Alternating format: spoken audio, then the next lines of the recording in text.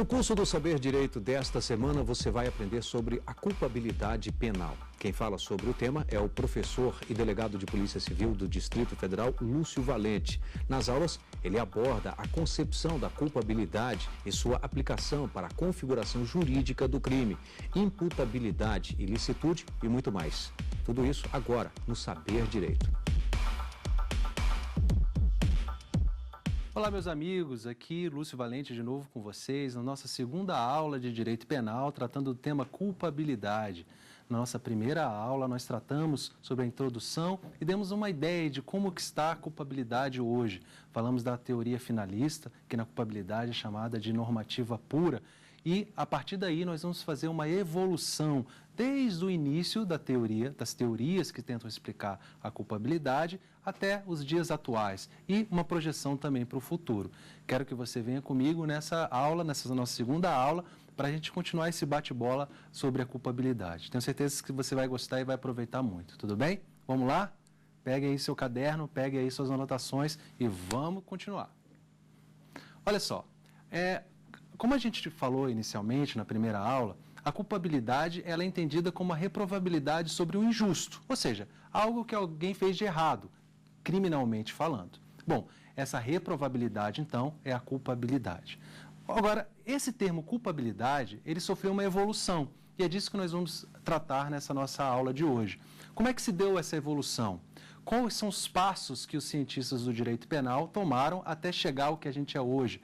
Quais são os passos que estão tomando para a evolução a partir de agora? Porque não vai parar, vai continuar essa evolução, não é? Bom, inicialmente nós começamos lá em 1905 com um sujeito chamado Franz von Liszt e com um sujeito chamado Belling, ok? Bom, Franz von Liszt e Belling criam então a primeira teoria de direito penal, aquela receitinha de bolo que eu falei na primeira aula. Lembra que eles queriam ser respeitados como cientistas, e para que fossem respeitados como cientistas, precisavam então criar um método científico. E aí criaram um método científico. Como é que é esse método científico? Esse método científico é que estabeleceu o crime como um fato típico, ilícito e culpável. Lembra? Cabeça, tronco e membros. Então, qualquer juiz de qualquer lugar da Alemanha poderia, então, considerar um crime colocando nessa receitinha de bolo fato típico, ilicitude e culpabilidade. Legal?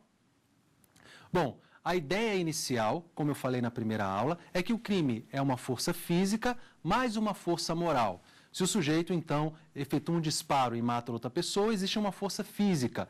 E essa força física, eles conceituaram como um fato típico e a ilicitude. E a culpabilidade, então, seria a força moral desse crime. Bom, mas qual seria essa força moral? O que seria a culpabilidade para esses primeiros teóricos do crime, para esses primeiros teóricos do direito penal? Bom, muito simples. Olha só, imagina que em 1905... o povo andava de quê? De carruagem? Não sei, acho que não, né? Em 1905, devia andar de carroça, não sei. Tipo uma carruagem, vamos botar assim. Então, lá em 1905, não acredito que existiam muitos veículos automotores, e o sujeito estava andando com a carroça dele, ok? Muito bem. E aí, ele perde o controle do cavalo, ele perde o reio do cavalo. E aí o cavalo vai correndo pela estrada, entra no meio de uma cidade, uma criança passa e acaba sendo atropelada por esse cavalo. Muito bem, existe uma força física, o cavalo não pode ser responsabilizado. Quem tem que ser responsabilizado é o condutor do cavalo, não é? Então, o condutor ali daquele veículo, ele causou, então, um resultado físico, é a força física do crime. Nessa época, a análise era muito simples, assim, muito simples mesmo. O que Liszt e Belling pensavam era basicamente isso. Esse sujeito praticou um fato típico, ou seja, ele matou alguém, ou seja, ele praticou um fato descrito na lei como algo ilegal, ou seja, como algo que você não pode fazer, ou seja, matar alguém. Sim, ele matou, objetivamente ele matou uma criança, matou alguém. Bom, esse fato dele estar justificado pelo direito, ele estava em legítima defesa, em estado de necessidade, estrito cumprimento do dever legal, exercício regular do direito? Não existia ali naquele fato nenhum elemento que excluísse a responsabilidade, a ilicitude da conduta dele. Então, a força física, que é o fato típico e ilícito, já existia naquele momento. Aí eles iam analisar se esse cara poderia ser responsabilizado por esse fato, que era a culpabilidade. Mas nessa época, a culpabilidade tinha duas formas. Anote aí. Quais são as formas de culpabilidade para essa primeira teoria, chamada de teoria psicológica da culpabilidade? Bom, para essa primeira teoria, chamada teoria psicológica da culpabilidade, a culpabilidade teria duas formas psicológicas, por isso chamada teoria psicológica da culpabilidade. Quais seriam essas formas psicológicas? Bom, houve o fato físico, ou seja, o sujeito matou uma criança. Indiscutível, matou. Agora, ele pode ser responsabilizado por esse matar. Aí a culpabilidade tinha duas formas, ou seja, a culpabilidade era representada em duas formas, ou seja, tinha duas faces. A primeira face era o dolo, a segunda face era a culpa. Então você tinha um fato físico e uma ligação psicológica desse fato físico com o resultado. Ou seja, a ligação psicológica era justamente a culpabilidade. É por isso que se dava o nome culpabilidade, tinha a ver com culpa. É por isso que hoje as pessoas confundem o termo culpa e culpabilidade, porque o sentido que se dá à palavra culpabilidade evoluiu, é diferente hoje, não é mais o mesmo, ok? Então, considere o seguinte, culpabilidade para esses teóricos significava dolo ou culpa, eram formas de culpabilidade. Esse sujeito, então, pensem comigo, agiu com dolo ou culpa, ou seja, houve culpabilidade na conduta dele? E aí, o que você acha? Bom, por que ele perdeu o domínio do cavalo? Vou dar duas hipóteses. O primeiro é que aquele cavalo não era domado ainda e quis fazer um teste com o cavalo. Ele colocou um cavalo que ainda não estava preparado para ser utilizado naquela carroça ali. E mesmo assim ele levou o cavalo para o local onde passava pessoas. Você não acha que ele foi imprudente? Se você concordar comigo que ele foi imprudente, eu acho que foi imprudente. Se você concordar comigo, então ele causou o fato, matou alguém. Seco assim, objetivo, matou alguém. Agora, existe um vínculo psicológico entre esse matar e a conduta dele? Sim. Ou seja, a culpabilidade dele ocorreu porque ele agiu por imprudência, ele agiu com culpa. Então, ele pode responder por esse resultado. Tudo bem? Ele pode responder por esse resultado. Agora, vamos pensar em uma outra situação. Bom, em uma outra situação, você pode imaginar que aquele cavalo era um cavalo excelente, nunca deu problema. Era um cavalo absolutamente treinado e domesticado para aquele trabalho. E já fazia isso há algum tempo, sem nenhum tipo de intercorrência. Ocorre quando ele foi passando por aquela estrada onde havia várias pessoas, aquele cavalo foi picado por uma vespa bem no olho. Isso pode acontecer. Foi picado por uma vespa e pela dor, pelo próprio instinto animal, ele ficou realmente desnorteado e começou a correr de forma atabalhoada. E aí, nessa situação, ele atropelou e matou a criança. E aí, a situação é diferente? Sim, a situação é absolutamente diferente, porque apesar do sujeito ter praticado e matado alguém, porque ele conduziu o cavalo, agora aquele resultado não pode ser psicologicamente vinculado a ele, porque ele não agiu nem com dolo, nem com culpa. Olha só, uma coisa absolutamente imprevisível, você está conduzindo um cavalo, uma vez você vai picar o olho do cavalo. E claro que o cavalo não é imensa dor, agiu daquela forma, né, de forma instintiva, né, porque os animais agem assim, e acabou matando aquela criança. Viu? Eles conseguiam resolver os problemas de forma muito objetiva.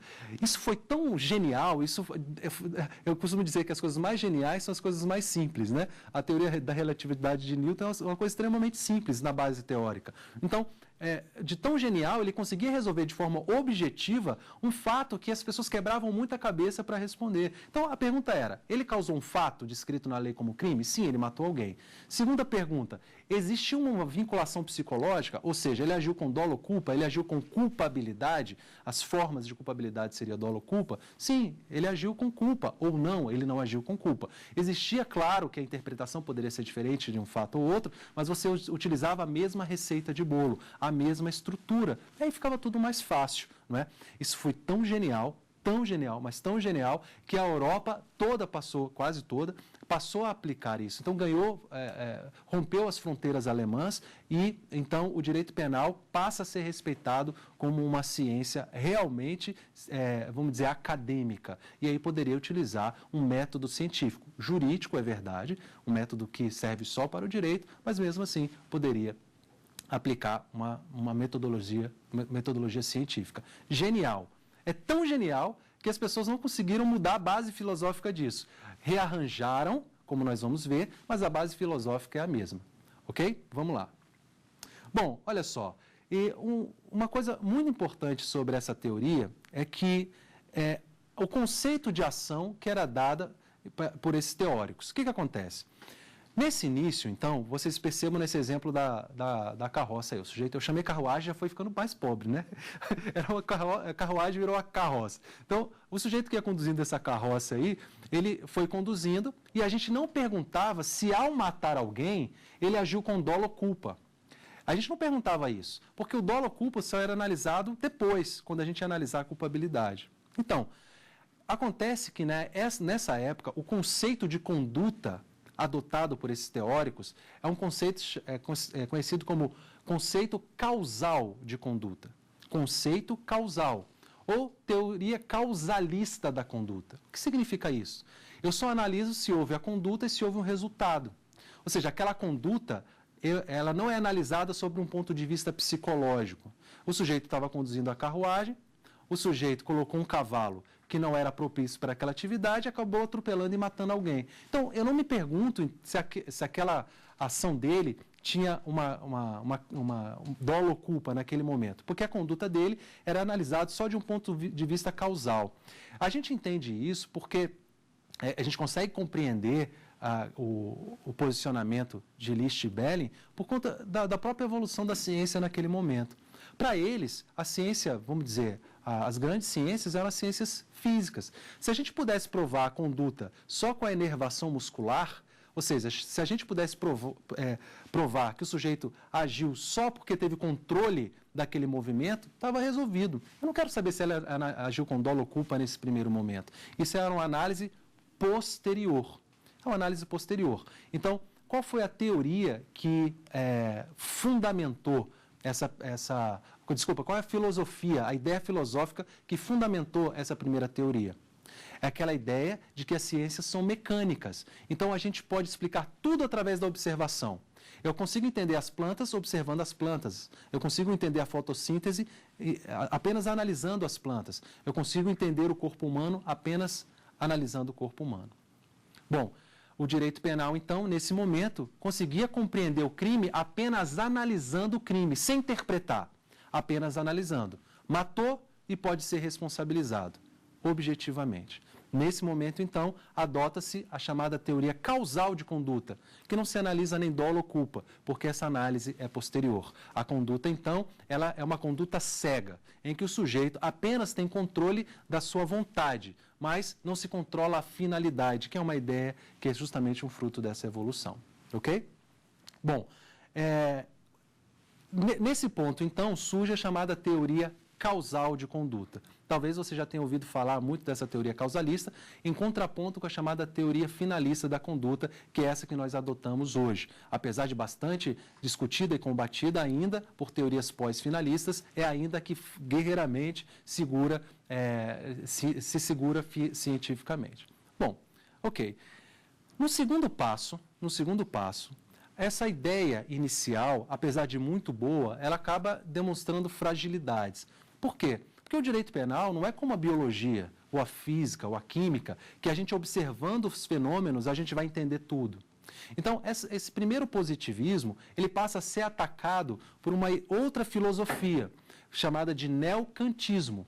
Tem a ver com Kant. Então, o neocantismo entende o seguinte, olha, as ciências físicas, a mera observação, não explica o mundo. O ser humano ele tem que interpretar o que ele observa. Então, não adianta eu verificar que o sujeito matou alguém e me dar por satisfeito com isso. Eu preciso interpretar cada um desses elementos. A conduta, eu preciso interpretar a ilicitude, eu preciso interpretar a culpabilidade. Então, esse segundo movimento, chamado de neocantismo, faz surgir a segunda teoria, pelo menos nos marcos históricos que nós estudamos, a segunda teoria de crime, a segunda teoria de culpabilidade por consequência, que é a chamada teoria psicológico-normativa, também chamada de teoria neoclássica. Lembra que eu falei?